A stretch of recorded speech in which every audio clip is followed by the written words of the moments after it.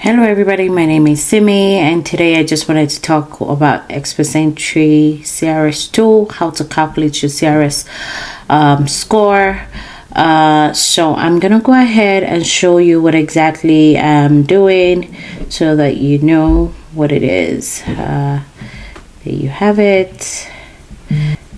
So this is how to calculate your CRS point. So you want to go to Canada, just .ca, and then type in CRS tool.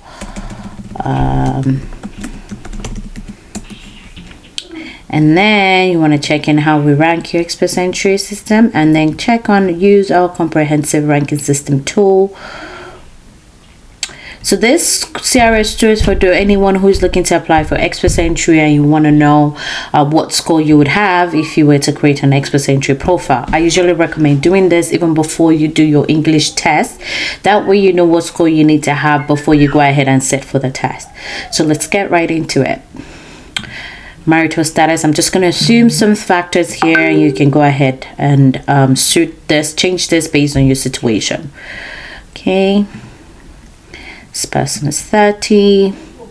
Level of education, masters, I'm going to check. So you want to make sure that you either have the Canadian degree or you've done the ECA assessment.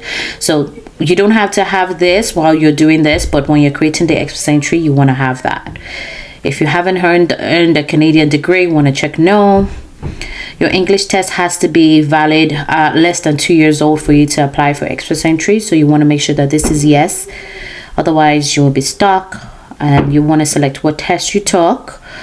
And you put in the score. You play with the scores to make sure that you use the best score that will get you where you need to be. If you've done a French test, you also want to make sure you include that. But for this, I'm putting non-applicable. If you have any experience in Canada, you want to check here, the number of years. If not, you leave that as none. Most times people will have foreign work experience. I'll put 3 years or more.